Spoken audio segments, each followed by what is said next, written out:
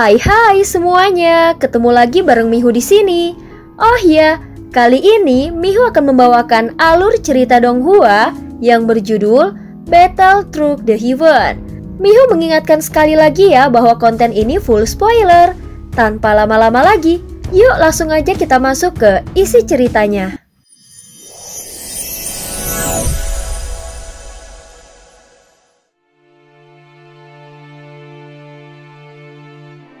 Melanjutkan dari kisah sebelumnya. Pada saat ini api yang sebelumnya kuat kini mulai melemah di bawah penyerapan yang hampir gila dari Xiaoyan, membuat suara langkah kaki di sekitarnya semakin cepat. Jelas mereka semua lebih bebas bergegas menuju pusat lokasi ini. Ketika Qi Xiaoyun melihat kelompok Jingzhu sudah ada di depannya, dia pun terpaksa mempercepat langkahnya. Tetapi saat menyadari dia tidak akan bisa mengejar, dia langsung mengangkat tangannya dan menyerang dengan telapak tangan yang terbuka. Kalian semua seperti serigala rakus yang mengincar mangsaku.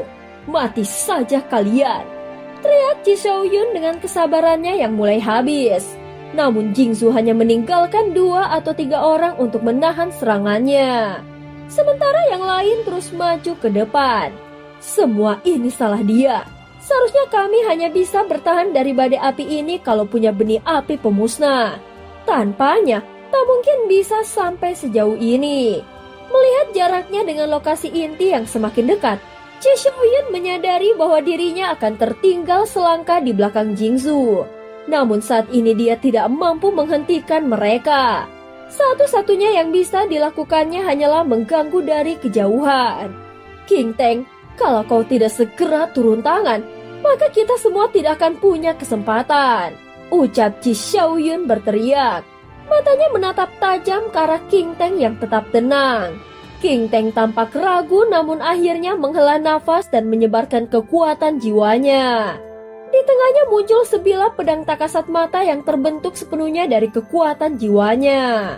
Pedang tak terlihat itu menebas ke arah belasan anggota Jingzhu.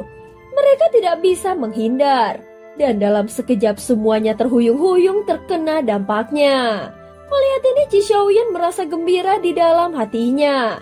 Dia segera mempercepat langkahnya dan ingin memanfaatkan kesempatan itu untuk mendahului kelompok Jingzhu. Namun pada saat yang sama tiba-tiba jiwanya tersentak hebat. Rasa sakit yang luar biasa menghantam benaknya, membuatnya hampir pingsan dan pandangannya menjadi kabur.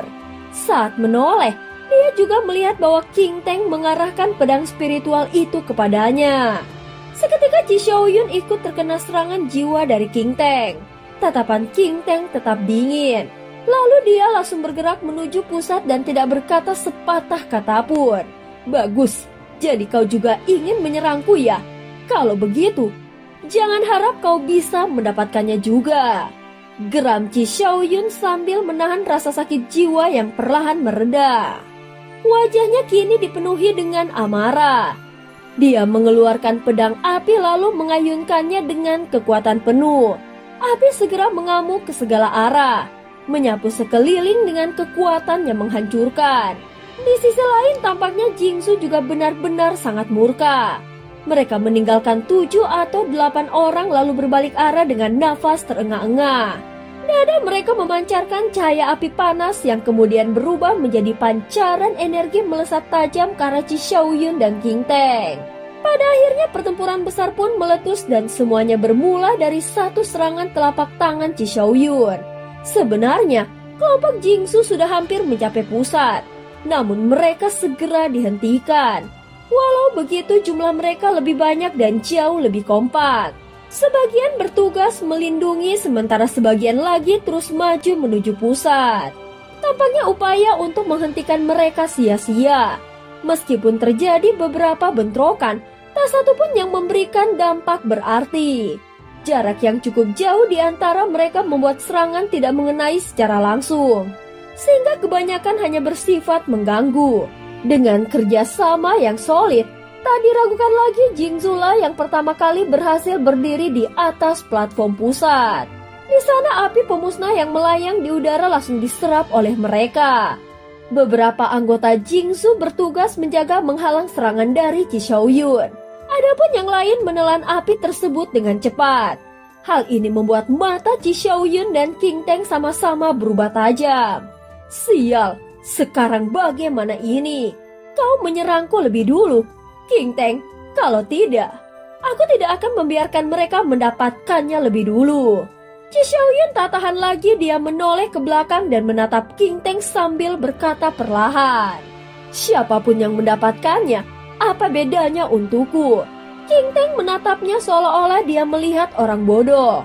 Meskipun kelompok Jingsu yang mendapatkannya, namun dia jelas tidak akan membiarkan Qi Xiaoyun juga memilikinya. Qi Xiaoyun menahan amarah yang hampir meluap. Namun saat ini masih ada kesempatan.